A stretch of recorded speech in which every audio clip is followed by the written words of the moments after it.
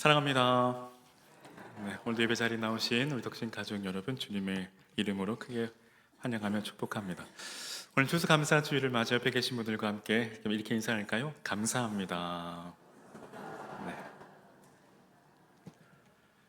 네. 오늘은 교회력을 따라 우리가 추수감사주일로 지킵니다. 그러니까 추수감사주일의 참 의미는 한 해를 돌아보며 또 하나님의 은혜에 감사하는 것이죠. 즉 나 같은 죄인을 구원하여 주시고 또 지금까지 지내온 것 주의 크신 은혜라 고백하며 그 은혜에 감사하는 것입니다. 사도 바울의 말을 빌러 고백하자면 나의 나됨이 오직 하나님의 은혜라는 것이죠. 참고로 탈무드에 보면 세상에서 가장 지혜로운 사람은 남에게 배우려는 사람이고 또 가장 강한 사람은 자기를 이기는 사람이며 또 가장 행복한 사람은 감사하며 사는 사람이라고 말합니다. 이는 곧 감사는 행복을 여는 열쇠와 같다라는 의미이겠죠. 그리고 무엇보다 우리의 영혼이 날마다 새로워지고 또 참된 행복과 또 하늘의 평화를 또 얻고 누리기 위해서는 또 하나님을 향한 감사가 날마다 흘러넘쳐야 합니다. 그리고 어쩌면 참 신앙은 감사라고 말할 수 있습니다. 그리고 여러분, 감사만 잘해도 신앙생활을 잘할 수 있습니다. 구약 이스라엘의 역사가 그것을 우리에게 잘 증명해 주죠. 하나님의 은혜로 출애굽한 이스라엘, 하지만 그 구원의 감격과 기쁨은 3일길을 가지 않습니다. 그들은 마라의 쓴물 앞에 원망과 불평과 불만을 터뜨립니다. 이스라엘 역사를 이 사자성어로 정리하면 이 배은망덕입니다. 물론 그들의 심정은 우리가 충분히 이해합니다. 아마 저 같았어도 분명 그렇게 반응했을 겁니다. 하지만 그렇다고 그들의 반응이 다 옳다고 말할 수는 없죠. 원망과 불평과 불만으로 시종일관한 그들은 결국 약속의 땅 가나안에 들어가지 못하고 안타깝게도 광야에 묻히고 맙니다. 여러분, 이스라엘 역사가 오늘 우리에게 무엇을 교훈해 줍니까? 그것은 감사를 잃어버린 백성은 결국 망한다라는 것이죠. 근데 이와는 정반대로 오늘 본문에 감사로 말미암아 승리한 한 사람을 소개하고 있습니다. 그 사람은 바로 뜻을 정한 하나님의 사람 다니엘입니다. 다니엘, 그 이름의 뜻은 하나님은 나의 심판자입니다. 그는 분명 그 이름에 맞게 늘 하나님 앞에서 두렵고 떨림으로 그의 구원을 이루어 갔을 뿐 아니라 또 그의 신앙을 끝까지 지켜갔을 겁니다. 그럼 이 시간 좀 더 구체적으로 그는 어떻게 그의 신앙을 끝까지 또 지켰는지 말씀을 통해 함께 조명해 보고자 합니다. 먼저 오늘 본문의 배경을 잠시 말씀드리면 이제 바벨론 제국이 멸망하고 메데 바사 제국이 들어선 지 얼마 되지 않는 시점에 발생한 사건입니다. 곧 다니엘의 정치적인 지위와 또 명성의 시기와 질투를 느끼던 자들이 이 다니엘을 음해하고자 다니엘의 그 하나님께 대한 그 절대적인 신앙을 빌미로 이 정치적인 함정을 만들죠.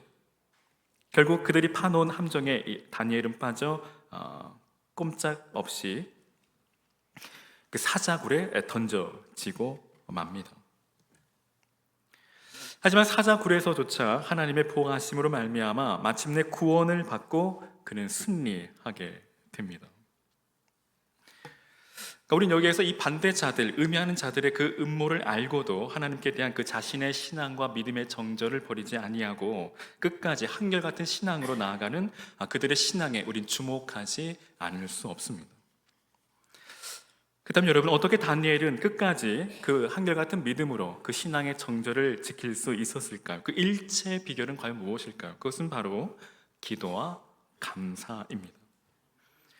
오늘 10절에 다니엘은 이 30일간 왕 외에는 아무에게도 구할 수 없게 하는 이 조서에 왕의 도장이 찍혀 있으며 또 이를 어길 경우 사자굴에 던져진다는 사실을 그는 알고도 집으로 돌아가서는 윗방으로 올라가 예루살렘을 향한 창문을 열어놓은 채 하루 3번씩 무릎 꿇고 하나님께 기도합니다.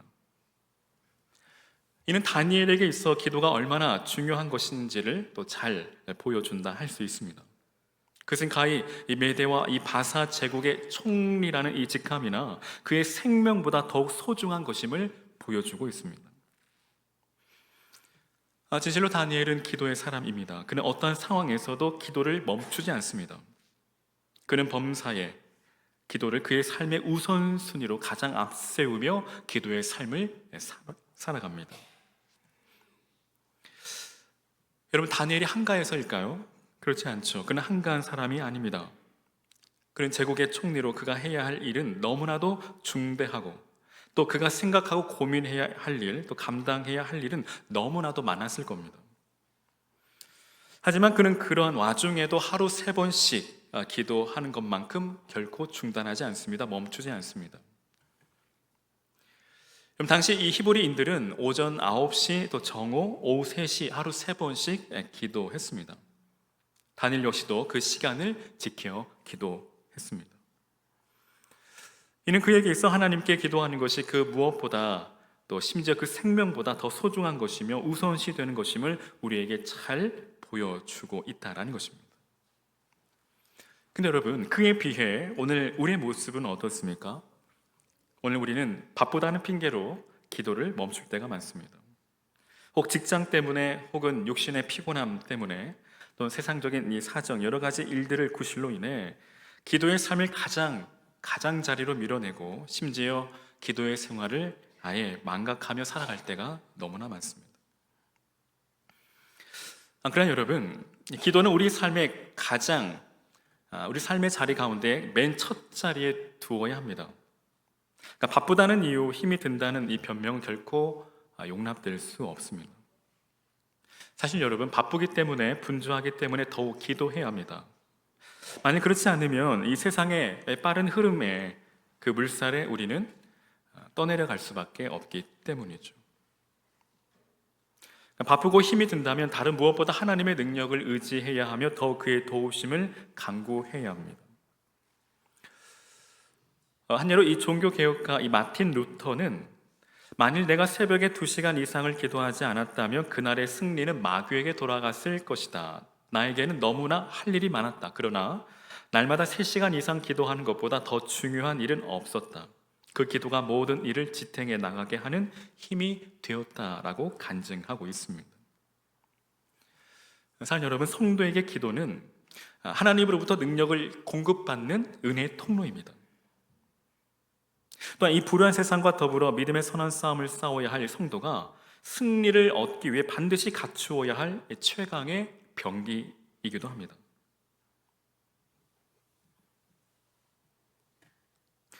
또 기도를 통해서만 이 불의한 세력에 우리가 굴하지 않고 승리를 향해 나아갈 수 있음을 우리는 알기에 그것을 생명처럼, 아니 생명보다 더 소중한 것으로 지켜가는 것이죠.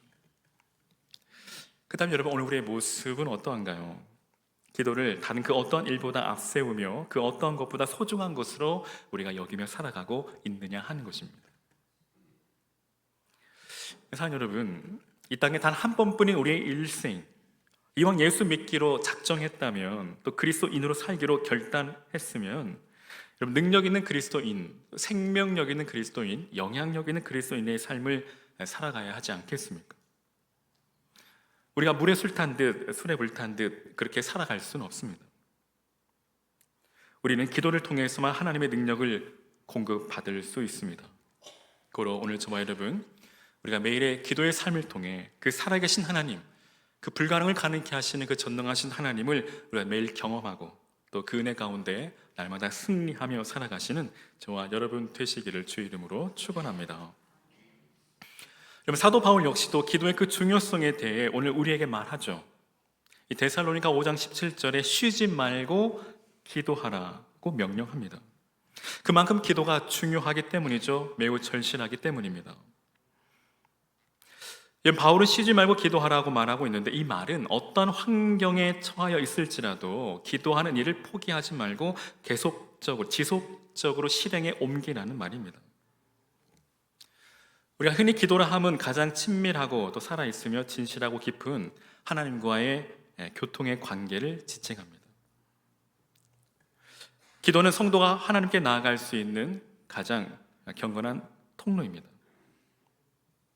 그러한 이유로 기도는 오랫동안 인간의 호흡에 또 비교되어 왔습니다. 인간의 육체는 호흡을 하지 않으면 곧 죽게 되죠. 이처럼 성도가 하나님과의 깊은 교제의 관계인 기도를 하지 않으면 우리의 영혼 역시도 그렇게 될 수밖에 없다라는 것이죠. 때문에 사도 바울은 쉬지 말고 기도할 것을 명령하고 있습니다. 하나님은 기도란 성도에게 있어 명령입니다. 즉 기도는 해도 되고 하지 않아도 되는 그런 유의 것이 아닙니다. 기도는 반드시 해야 하는 것이며 지속적으로 계속적으로 해야 합니다. 그럼에도 오늘날 많은 성도들은 기도를 마치 비상사태를 위해 남겨둔 무기 정도나 혹은 필요시마다 꺼내 쓸 수 있는 보물상자, 마치 요술 램프의 지니처럼 여기며 살아갈 때가 너무 많다라는 것이죠. 그저 자신들의 필요를 따라 필요할 때만 꺼내 쓰려는 경향들이 있다라는 것입니다. 이는 기도하는 것을 구하는 것으로만 알고 있기 때문이죠. 물론 기도는 하나님께 간구하는 것이지만 그보다 더 진정한 의미에서 기도는 하나님과의 깊은 사귐과 또 교제라는 것입니다. 한편 기도는 이처럼 성도에게 있어 명령이요 의무인 동시에 성도만이 누리는 특권이기도 합니다. 그것은 성도들 외에는 다른 그 누구도 지니지 못한 놀라운 능력이고 권한이기 때문이죠. 사랑하는 여러분, 기도는 하나님의 능력을 얻는 은혜의 통로임을 믿으시기를 바랍니다. 특별히 우리가 기도에 대하여 무릎을 꿇는다라는 이 상징적인 표현은 주님 앞에 자신의 그 무능을 인정하고 또 하나님의 그 전능을 의지하려는 것임을 나타내는 것입니다. 여러분, 또한 기도는 무엇일까요? 기도는 그분의 능력을 지금 여기에서 충분히 사용할 수 있게 하는 은혜의 통로, 은혜의 방편이 된다라는 것입니다. 특별히 사도행전 16장에 바울과 실라가 옥에 갇혔을 때 여러분 그들이 어떻게 했을까요? 그들은 기도했습니다. 여러분 기도할 때 어떤 일들이 일어났을까요? 그들이 기도할 때에 갑자기 큰 지진이 나서 옥터가 움직이고 또 문이 곧 다 열리며 모든 사람의 매인 것이 다 벗어졌다라고 말씀합니다. 그래서 여러분 혹자는 말하기를 내가 일하면 내가 일할 뿐이지만 내가 기도하면 하나님께서 일하신다라고 말합니다. 사랑하는 여러분, 오늘 저와 여러분 우리가 매일의 기도의 삶을 통해 하나님께서 주시는 새 힘과 믿음과 또 용기를 얻어 또 이 땅에서 믿음의 삶을 또 넉넉히 이기며 승리하며 살아가시는 저와 여러분 되시기를 주의 이름으로 간절히 축원합니다. 또 계속해서 이 다니엘이 그 믿음을 끝까지 저버리지 않고 그 믿음을 지키며 승리할 수 있었던 그 비결은 무엇일까요? 바로 감사입니다. 오늘 10절에 집에 돌아가서는 윗방에 올라가 예루살렘으로 향한 창문을 열고 전에 하던 대로 하루 3번씩 무릎 꿇고 기도하며 그의 하나님께 감사했다라고 말합니다. 근데 여러분 이 다니엘의 상황이 지금 어떻습니까? 감사가 아닌 매우 절망적인 상황이죠. 그럼에도 다니엘은 하나님 앞에 감사 기도를 드립니다. 사실 인간적인 생각으로는 도저히 이해할 수 없고 또 납득할 수 없습니다. 그럼에도 불구하고 다니엘은 어떻게 그런 상황에서도 감사할 수 있었을까요? 우리는 그 근거를 오늘 데살로니가전서 5장 18절에서 찾을 수 있습니다. 18절에 사도 바울은 범사에 감사하라고 말합니다. 여기 범사에라는 말은 모든 상황 가운데 그리고 언제든지라는 의미입니다. 따라서 성도는 어떠한 상황에서도 언제든지 하나님께 감사해야 한다라는 말이죠. 하지만 말처럼 그리 쉽지 않습니다. 어쩜 불가능한 일처럼 보이기도 합니다. 여러분 이 감사하다라는 이 말이 어원상 어떤 사람 혹은 어떤 일 때문에 일어나는 그 기쁨을 표하는 그 마음의 자발적인 감정을 의미합니다. 그 다음에 여러분 오늘 우리에게는 반드시 또 범사에 감사해야 할 수 있는 그 어떠한 근거가 필요할 겁니다. 도대체 그 근거란 무엇일까요? 도대체 성도가 어떻게 해야만 어떠한 상황 가운데 또 언제든지 하나님께 감사할 수 있을까요? 그것은 바로 하나님께서 모든 상황을 선으로 바꾸실 것을 믿는 믿음을 가진 자만이 범사에 감사할 수 있다라는 것입니다. 이는 곧 하나님의 선하신 섭리를 인정하는 믿음을 의미합니다. 사도 바울은 로마서 8장에 우리가 알거니와 하나님을 사랑하는 자, 곧 그 뜻대로 부르심을 입은 자들에게는 모든 것이 합력하여 선을 이룬다라고 말합니다. 즉 하나님은 모든 일에 있어 선을 이루시며 또한 넉넉히 이길 힘을 주시는 분이라는 것입니다. 바로 우리가 이런 사실을 인정하고 믿을 때 성도는 어떤 상황에서도 언제든지 범사에 감사할 수 있다는 것이죠. 예컨대 앞서 말씀드린 것처럼 사도 바울과 실라가 이 빌립보 감옥에 갇혔을 때 그들이 두려워하지 않고 오히려 기도하며 하나님을 찬양할 수 있었던 것 역시도 바로 하나님의 선하신 섭리와 뜻을 인정하고 또 믿는 확고한 믿음이 있었기 때문이라는 것입니다. 그러므로 오늘 저와 여러분, 우리 주님의 선하신 섭리를 범사에 늘 인정하시기를 바랍니다. 그분은 진실로 모든 것을 합력하여 선을 이루실 뿐 아니라 오늘 우리로 하여금 넉넉히 이길 수 있는 힘을 공급해 주시는 분이라는 사실입니다. 우리가 이러한 사실을 믿고 범사에 인정할 때 우리는 어떠한 상황에서도 또 언제든지 감사할 수 있다는 것이죠. 참고로 신학자 이 호그와 바이는 그의 마음에 하나님의 뜻에 아멘 하는 자는 역시 할렐루야 할 수 있을 것이라고 말합니다. 비록 우리가 하나님의 그 깊으신 뜻을 다 헤아려 알 수는 없을지라도 우리가 하나님의 뜻에 아멘 할 때에 우리는 범사에 할렐루야로 반응할 수 있다는 것입니다. 오늘 저와 여러분, 비록 우리가 다 이해할 수 없는 그런 환경과 상황을 우리가 맞닥뜨렸을 때 반드시 그 가운데 하나님의 선하신 뜻이 있음을 믿고 또 그분을 신뢰하며 또 주를 믿는 믿음으로 끝까지 나아가시기를 주의 이름으로 축원합니다. 오늘 시편 107편 1절에 여호와께 감사하라 그는 선하시며 그의 인자하심이 영원하다라고 말씀합니다. 우리가 주님의 그 선하심과 그 인자하심을 믿고 나아갈 때 오늘 우리가 늘 하나님 앞에 감사의 삶을 살아갈 수 있을 줄로 믿습니다. 오늘 저와 여러분의 삶에 늘 이런 복된 은혜가 영원히 함께 하시기를 주의 이름으로 간절히 축원합니다. 아멘.